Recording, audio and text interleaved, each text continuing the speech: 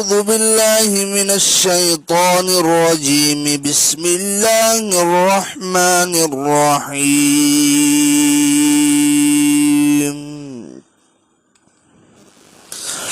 أفحسبتم أنما خلقناكم عبثا وأنكم إلينا لا ترجعون فتعالى الله الملك الحق لا إله إلا هو رب العرش الكريم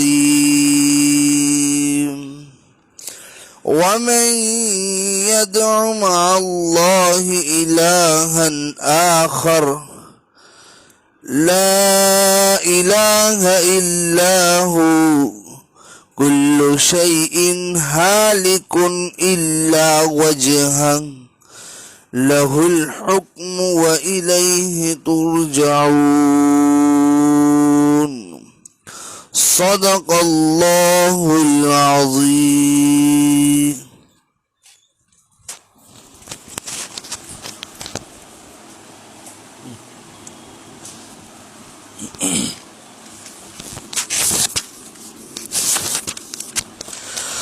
اعوذ باللہ من الشیطان الرجیم بسم اللہ الرحمن الرحیم والذین هم لفروجهم حافظون الا على ازواجهم او ما ملكت ایمانهم فانهم غیر ملومین فمن ابتغى وراء ذلك فأولئك هم العادون والذين هم لأماناتهم وعهدهم راعون والذين هم على صلواتهم يحافظون أولئك هم الوارثون الذين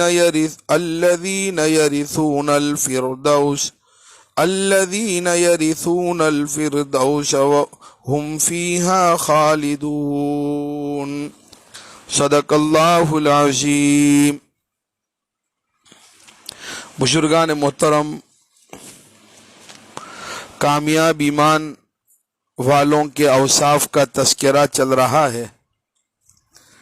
اللہ تعالیٰ نے قرآن کریم میں ارشاد فرمایا،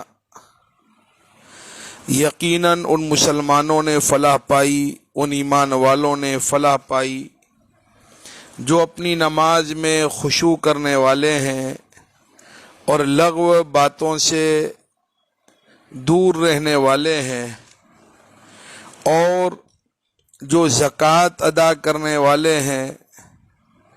اور ایک ترجمہ یہ بھی کیا گیا کہ جو اپنے اعمال و اخلاق کا تزکیہ کرنے والے ہیں. یہاں تک والذین هم للزکاۃ فاعلون، یہاں تک کچھ ضروری گفتگو گزشتہ دنوں میں ہو گئی. آج جو ہے والذین هم لفروجہم حافظون سے آگے سبق کو بڑھانا ہے. اور کامیاب ہو گئے وہ ایمان والے جو اپنی شرمگاہوں کی حفاظت رکھنے والے ہیں، لیکن اپنی بیویوں سے یا اپنی لونڈیوں سے، کیونکہ ان پر اس میں کوئی الزام نہیں. ہاں، جو اس کے علاوہ اور جگہ شہوت رانی کا طلبگار ہو، ایسے لوگ حد سے نکلنے والے ہیں.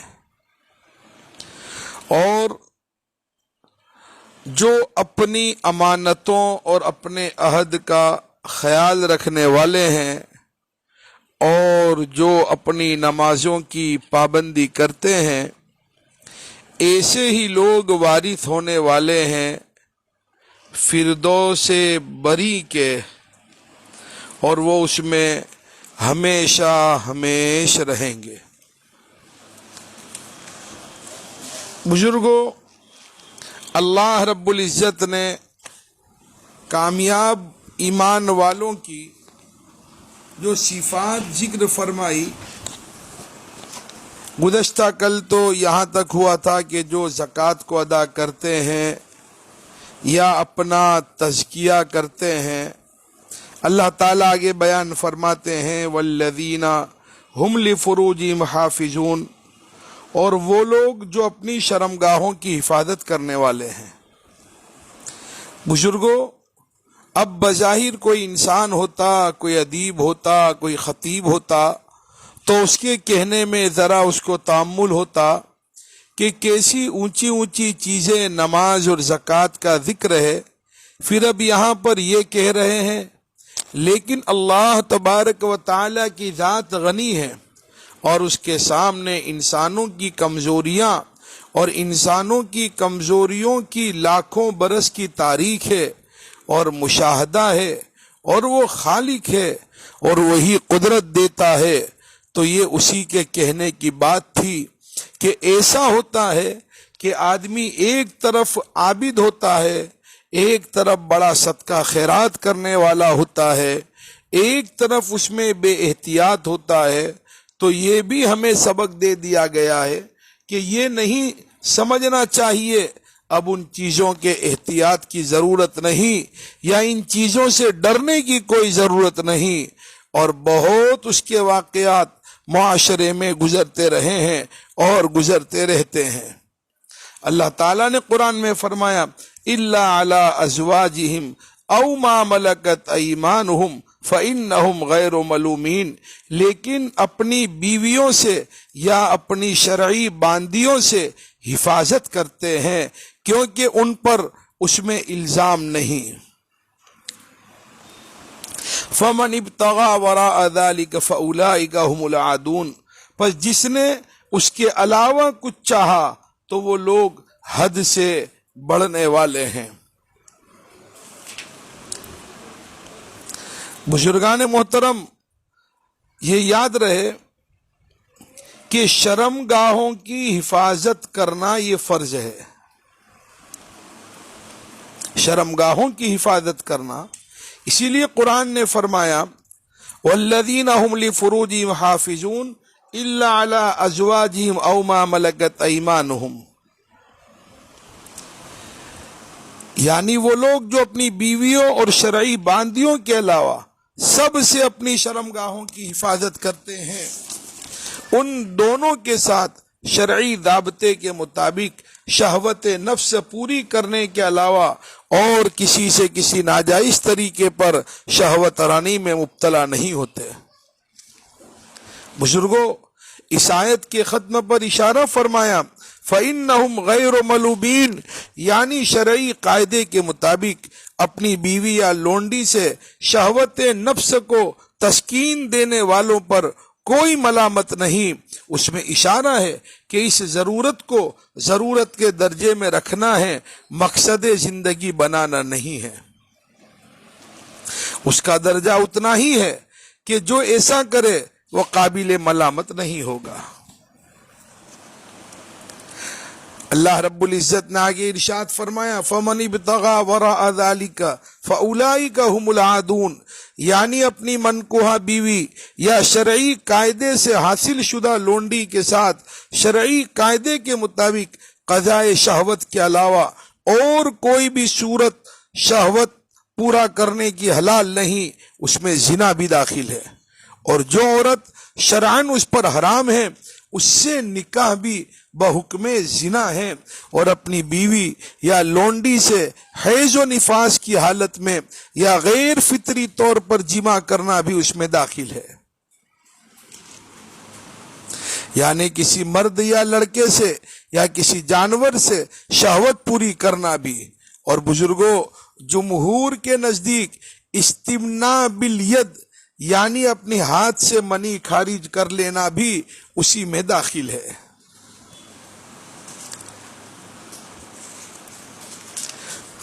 تو اللہ رب العزت نے ایک اور صفت کامیاب ایمان والوں کی یہ ذکر فرمائی کہ والذین هم لفروجہم حافظون، کہ وہ اپنی شرمگاہوں کی حفاظت کرتے ہیں، بدکاریاں نہیں کرتے، بدکاریوں کے راستے پر نہیں چلتے۔ اب اس دور میں یہ لونڈی وغیرہ کا نظام بالکل نہیں ہے، تو اب تو صرف بیویوں کی حد تک کا معاملہ رہے گا کہ اپنی ضرورت اور اپنی خواہش حدود شریعت کے اندر رہ کر اپنی بیویوں کے ذریعے پوری کرتے ہیں۔ اللہ رب العزت نے پھر ایک اور وصف کامیاب ایمان والوں کا یہ بیان فرمایا، والذین هم لاماناتهم وعہدهم راعون، کہ کامیاب ایمان والے وہ ہیں جو اپنے عہد کی حفاظت کرتے ہیں اور ان کا پاس و لحاظ کرتے ہیں اور ان کی پابندی کرتے ہیں کہ اگر کسی کی امانت ہے تو ادا کر دیا۔ بزرگوں، اب بہت سے ہمارے صالحین ایسے ہیں، دیندار لوگ، نماز پڑھتے ہیں، نماز میں ذوق آیا ہے، خوب جی لگتا ہے، لیکن امانت وغیرہ کے لحاظ سے، اور امانت کا وسیع مفہوم ہے، امانت یہ نہیں کہ کسی نے پیسے رکھوائے، رقم رکھائی تھی یہ امانت ہے۔ امانت کا دائرہ بہت وسیع ہے، اپنا فرض منصبی ادا کرنا، حقوق ادا کرنا، قرض ادا کرنا اور احسان ادا کرنا، یہ سب چیز اس میں آتی ہے۔ تو وہ اپنی امانتوں کی اور اپنے عہد کی رعایت کرنے والے ہیں کہ صرف اللہ تعالیٰ کا حق ادا کرنا اور اس کی عبادت کر لینا کافی نہیں ہے، بلکہ جس کو کہتے ہیں حقوق العباد، حقوق اللہ کے ساتھ حقوق العباد کا خیال رکھنا۔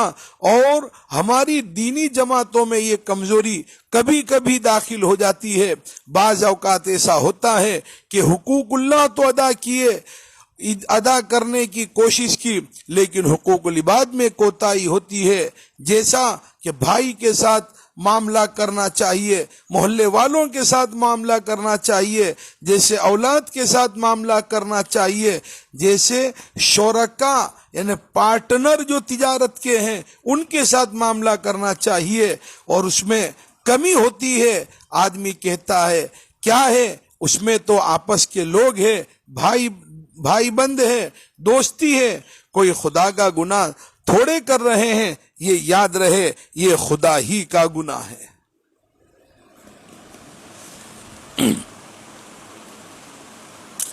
امانت کا حق ادا کرنا، امانت کو لغوی معنی ہر اس چیز کو شامل ہے جس کی ذمہ داری کسی شخص نے اٹھائی ہو اور اس پر اعتماد اور بھروسہ کیا ہو۔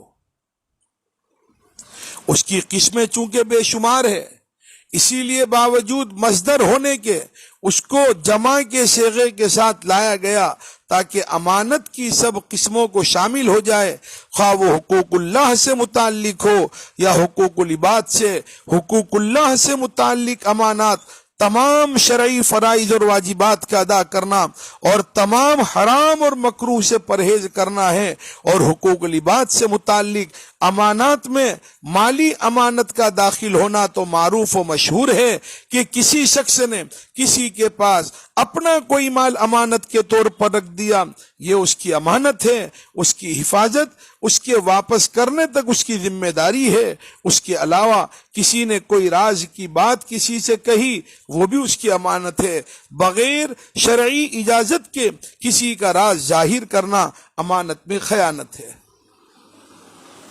آج کل ہوتا یہ ہے کہ ایسی باتیں جس کو بطور امانت کہی جاتی ہے، وہ مارکیٹ میں عام کرنے کا ایک طریقہ یہ ہے کہ کسی کو کہنا مت۔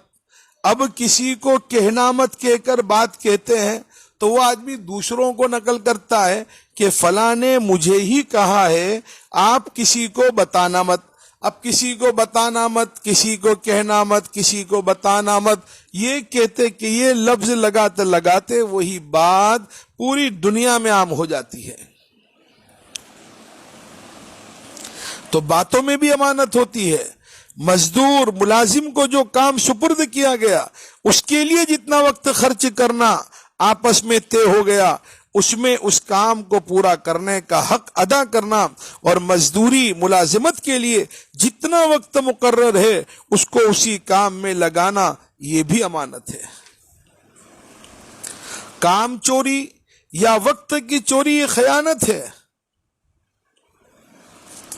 علماء محققین نے تو یہاں تک لکھا ہے کہ عام طور پر گھروں میں ایک رواج ہوتا ہے کہ اچھا کھانا بنتا ہے تو پڑوسی کے یہاں، رشتہ داروں کے یہاں، متعلقین کے یہاں برتن لے کر بھیجتے ہیں، برتن میں وہ کھانا یا کوئی چیز بھیجتے ہیں۔ اب جس کے گھر وہ کھانا یا کوئی چیز بھیجی گئی، اب وہ برتن کو جس نے بھیجا تھا اس کے برتن کو اس نیت سے اپنے پاس پڑے رکھتے ہیں کہ جب ہمارے یہاں کچھ اچھا بنے گا تو ہم ان کو اسی برتن میں وہی اچھی چیز بنا کر واپس لوٹا دیں گے۔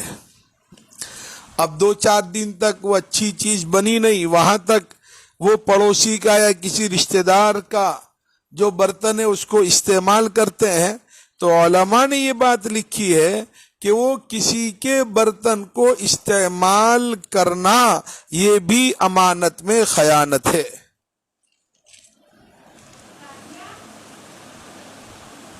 بزرگوں، اس سے معلوم ہوا کہ امانت کی حفاظت اور اس کا حق ادا کرنا بڑا جامع لفظ ہے، سب مذکورہ تفصیلات اس میں داخل ہے۔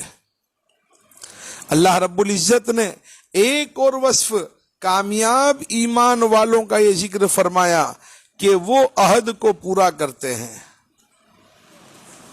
وہ عہد کو کیا کرتے ہیں؟ پورا کرتے ہیں۔ عہد ایک تو وہ معاہدہ ہے جو 2 طرف سے کسی معاملے کے سلسلے میں لازم قرار دیا جائے، اس کا پورا کرنا فرض اور اس کے خلاف کرنا غدار اور دھوکہ ہے۔ غداری کرنا ہے اور دھوکہ ہے، اور یہ غدر، غداری، دھوکہ یہ حرام ہے۔ دوسرا وہ جس کو وعدہ کہتے ہیں، یعنی یک طرفہ صورت سے کوئی شخص کسی شخص سے کسی چیز کے دینے کا یا کسی کام کے کرنے کا وعدہ کر لے، اس کا پورا کرنا بھی شرعاً لازم اور واجب ہو جاتا ہے۔ حدیث شریف میں آتا ہے العیدۃ دین، یعنی وعدہ ایک قسم کا قرض ہے۔ جیسے قرض کی ادائیگی واجب ہے، ایسے ہی وعدے کا پورا کرنا بھی واجب ہے۔ بلا شرعی عذر اس کے خلاف کرنا گناہ ہے۔ فرق دونوں قسموں میں یہ ہے کہ پہلی قسم کے پورا کرنے پر دوسرا آدمی اس کو بذریعے عدالت بھی مجبور کر سکتا ہے، یک طرفہ وعدے کو پورا کرنے کے لیے بذریعے عدالت مجبور نہیں کیا جا سکتا، دیانتاً اس کا پورا کرنا بھی واجب اور بغیر عذر شرعی کے خلاف کرنا گناہ ہے۔ تو اللہ رب العزت نے کامیاب ایمان والوں کی ایک صفت یہ بھی ذکر کی ہے کہ جو امانت کو بھی ادا کرتے ہیں اور جو وعدہ کیا گیا ہے اس وعدوں کو بھی، اس عہد و پیمان کو بھی وہ پورا کرتے ہیں۔ اللہ تعالیٰ نے 7ویں صفت کامیاب ایمان والوں کی یہ ذکر کی ہے۔ بزرگوں، یہ یاد رہے، یہ قرآن عمل کی کتاب ہے، اس کو ہمیں اپنے عمل میں لانا ہے۔ 7ویں صفت اللہ رب العزت نے جو کامیاب ایمان والوں کی ذکر کی ہے وہ ہے والذین هم علی صلواتہم یحافظون، کہ وہ نمازوں کی حفاظت کرتے ہیں۔ نماز کی محافظت سے مراد اس کی پابندی کرنا، ہر ایک نماز کو اس کے وقت مستحب میں ادا کرنا۔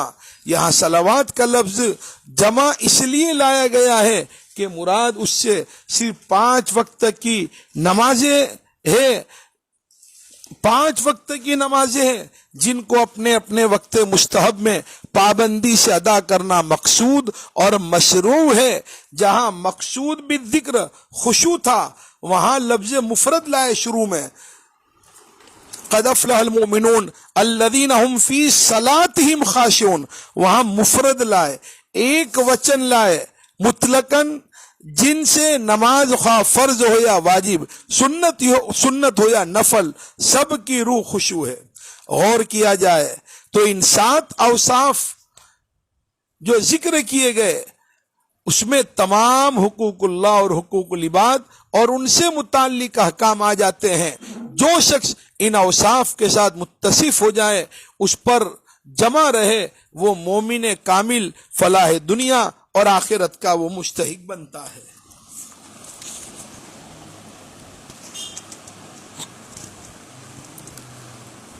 پہلے یہ یاد رہے قد افلح المؤمنون الذين هم في صلاتهم خاشعون، وہاں نماز کی کیفیت کا ذکر تھا، خشوع کا، اور یہاں نماز کے اوقات کا ذکر ہے. نماز کے اوقات کی تعداد، نماز کے مقررہ نصاب، اس کا ذکر ہے. اگر بہت اچھی نماز پڑھی ہے، ایک وقت کی یہ کافی نہیں ہے کہ کوئی نماز چھوٹ جائے تو اب کیا ہے. فجر کی نماز تو ایسے مزے سے پڑھی، بس دنیا جہاں کی خبر نہیں تھی ہمیں، اور وہ لطف آیا اور ظہر کی نماز میں سو گئے. یہ نہیں، کوئی کیسی اچھی نماز پڑھی جائے، دوسری نماز اپنی جگہ پر ہے. یعنی ہر نماز کو اوقات کی رعایت کے ساتھ پڑھنا، ہر نماز کو اوقات کی رعایت کے ساتھ پڑھنا، یہ ہے نماز کی محافظت. اللہ رب العزت نے عجیب انداز اختیار کیا کہ یہ 7 اوصاف کے شروع بھی نماز سے کیا گیا. قد افلح المؤمنون الذین هم فی صلاتهم خاشعون، تو شروع میں بھی نماز کا تذکرہ، اور یہ 7 اوصاف جہاں ختم ہو رہے ہیں تو اس کو ختم بھی نماز پر کیا گیا. اس میں اشارہ ہے کہ اگر نماز کو نماز کی طرح پابندی اور آداب نماز کے ساتھ ادا کیا جائے تو باقی اوصاف اس میں خود بخود پیدا ہوتے چلے جائیں گے. پھر اللہ رب العزت نے ارشاد فرمایا اولئک هم الوارثون الذین یرثون الفردوس ہم فیہا خالدون. یہ وارث ہے فردوں سے بری کے.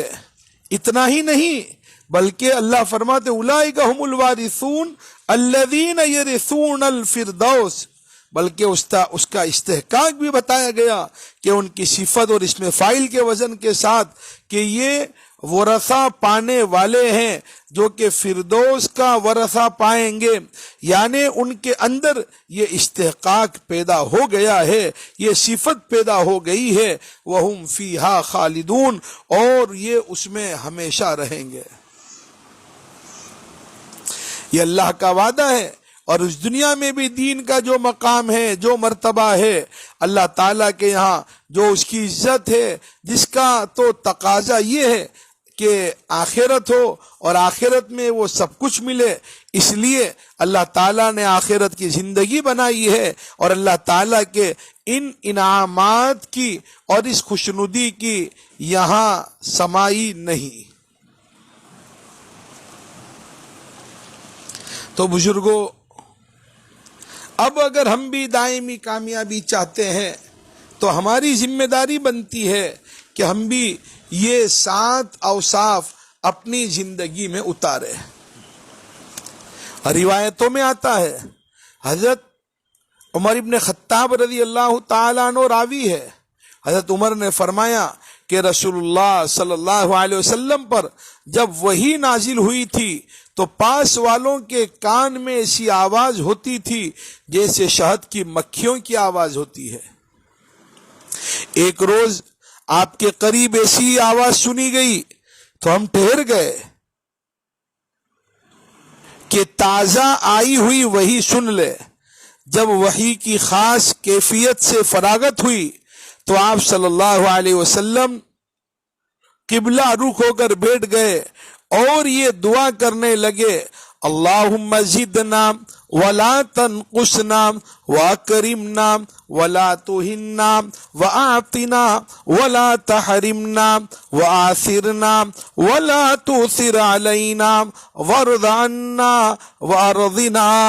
اے اللہ ہمیں زیادہ دے، کم نہ کر اور ہماری عزت بڑھا، ذلیل نہ کر اور ہم پر بخشش فرما، محروم نہ کر اور ہمیں دوسروں پر ترجیح دے، ہم پر دوسروں کو ترجیح نہ دے اور ہم سے راضی ہو اور ہمیں بھی اپنی رضا سے راضی کر دے۔ اس کے بعد آپ صلی اللہ علیہ وسلم نے فرمایا مجھ پر اس وقت 10 آیتیں ایسی نازل ہوئی ہے، جو شخص ان پر پورا عمل کرے تو وہ سیدھا جنت میں جائے گا۔ پھر آپ صلی اللہ علیہ وسلم نے یہی 10 آیتیں جس کی تفسیر آپ کے سامنے پچھلے کچھ دنوں میں قد افلح المؤمنون سے شروع کر کے الذین یرثون الفردوس هم فیہا خالدون پر ختم کی، یہی 10 آیتیں آپ علیہ السلام نے پڑھ کر سنائی۔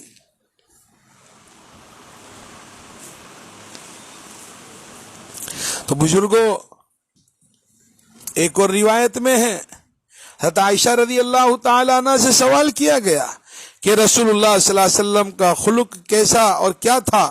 انہوں نے فرمایا آپ کا خلق یعنی طبعی عادت وہ تھی جو قرآن میں ہے، اس کے بعد یہ 10 آیتیں تلاوت کر کے فرمایا بس یہی خلق و عادت تھی رسول اللہ صلی اللہ علیہ وسلم کی۔ تو بزرگوں، جو عادات نبی علیہ الصلاۃ والسلام کے تھے، جو نبی علیہ الصلاۃ والسلام کے اخلاق تھے، وہی عادات و اخلاق ہمیں اپنی زندگی میں اتارنے چاہیے۔ اب یہ 7 صفات اپنی زندگی میں ہم لوگ اتار لیں۔ نمبر 1، نماز میں خشوع کا پیدا کرنا، خشوع والی ہم نماز پڑھیں۔ نمبر 2، ہم لغویات سے، لغو باتوں سے بالکل ہم اعراض کریں۔ نمبر 3، صاحب نصاب ہے تو زکوٰۃ دے، یا وہی زکوٰۃ کو تزکیہ کے معنی میں لے لے کہ اپنے اخلاق عادات کا ہم تزکیہ کریں۔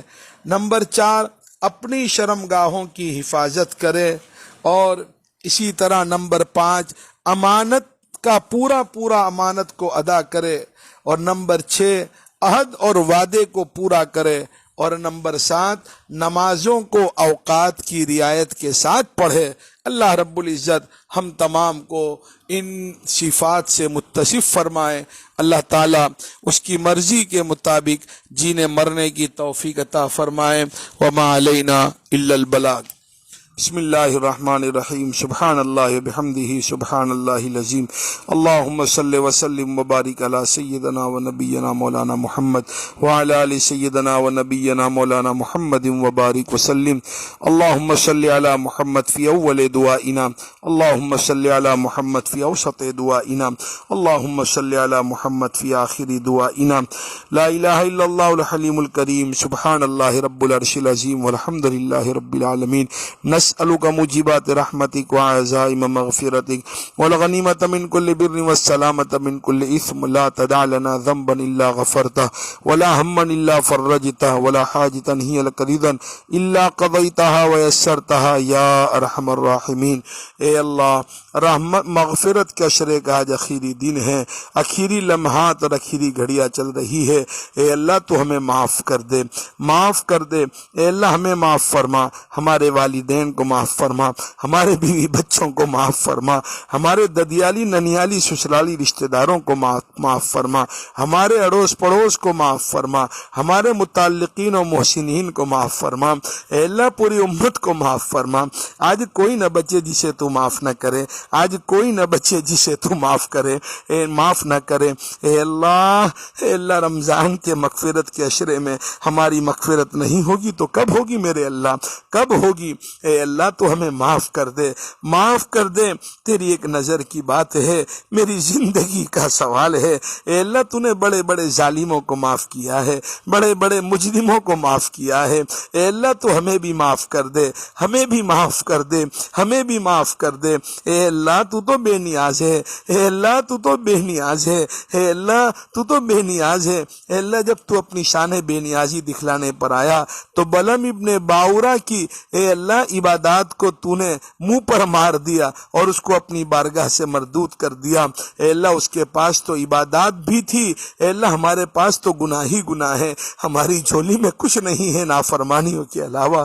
میرے اللہ معاف کر دے، معاف کر دے، میرے اللہ معاف کر دے، میرے اللہ معاف کر دے، اے اللہ معاف کر دے، اے اللہ ہمیں معاف فرما، اے اللہ ہمارے زندوں کو معاف فرما، ہمارے مرحومین کو معاف فرما، اے اللہ پوری امت کو معاف فرما۔ اے اللہ مغفرت کے عشرے کی اخیری گھڑیوں میں اے اللہ ہم تجھ سے مغفرت مانگتے ہیں، اے اللہ صغیرہ کبیرہ تمام گناہوں سے معاف فرما، اور اے اللہ ان مبارک گھڑیوں میں ہم تجھ سے تجھ کو مانگتے ہیں، ہم تجھ سے تجھ کو مانگتے ہیں، ہم تجھ سے تجھ کو مانگتے ہیں۔ اے اللہ تو ہمارا بن جا، ہمیں اپنا بنا لے، تو ہمارا بن جا، ہمیں اپنا بنا لے، تو ہمارا بن جا، ہمیں اپنا بنا لے۔ اے اللہ حالات کو سازگار فرما، تیری محبت معرفت اور عشق عطا فرما، دوام ذکر و دوام طاعت کی توفیق نصیب فرما۔ اے اللہ تقوی عطا فرما، طہارت عطا فرما، سنجیدگی عطا فرما، اخلاق عطا فرما، اکرام عطا فرما، اخلاص عطا فرما، کمال ایمان عطا فرما، حلاوت ایمان عطا فرما، تیرا خصوصی تعلق عطا فرما، تیری نسبت عطا فرما، تیری نسبت عطا فرما، تیرا اور تیرے نبی کا عشق عطا فرما، تیرے نبی کے طریقوں پر جان دے دینے کا جذبہ عطا فرما۔ اے اللہ قرآن کی تلاوت پابندی سے کرنے کی توفیق عطا فرما، تیرے ذکر کو پابندی سے کرنے کی توفیق عطا فرما۔ اے اللہ دوام ذکر و دوام طاعت کی توفیق نصیب فرما، ہر وہ کام جس کو کرنے سے تیرا تعلق ملتا ہے بڑھتا ہے کرتے رہنے کی توفیق عطا فرما، ہر وہ برائی جس کے نتیجے میں تجھ سے تعلق گھٹتا ہے کٹتا ہے بچتے رہنے کی توفیق عطا فرما۔ اے اللہ مناجات کی لذت عطا فرما، سجدوں کا سرور عطا فرما، تیرا خصوصی تعلق عطا فرما، میرے اللہ تیرا خصوصی تعلق عطا فرما، اے اللہ تیرا خصوصی تعلق عطا فرما، تیرا خصوصی تعلق عطا فرما۔ ماہ مبارک کی رحمتوں سے برکتوں سے مغفرت سے ہمیں مالا مال فرما۔ اس مبارک مہینے میں جن جن لوگوں کو تو نے نوازنے کا فیصلہ کیا ہے پیارے اللہ ان لوگوں میں تو ہمیں بھی شامل فرما۔ اے اللہ یہ ہمارے عصر کے بعد کے روزانہ اے اللہ یہ دینی مجلس کے نظام کو بھی اللہ تو بے انتہا قبول فرما۔ اے اللہ اس نظام کی کوشش اور محنت کرنے والے ہمارا سلمان گجی والا اور اس کے ساتھی اے اللہ تو ان کو بھی قبول فرما، ان کو بھی قبول فرما۔ پیارے اللہ ہم تمام کو تیری محبت معرفت اور عشق عطا فرما، پریشان حال کی پریشانی کو دور فرما، بے اولاد کو نیک و صالح اولاد عطا فرما، صاحب اولاد کی اولاد کو وفادار و دیندار بنا۔ اے اللہ اولاد کے دکھوں سے حفاظت فرما، اولاد کے دکھی ہونے سے حفاظت فرما۔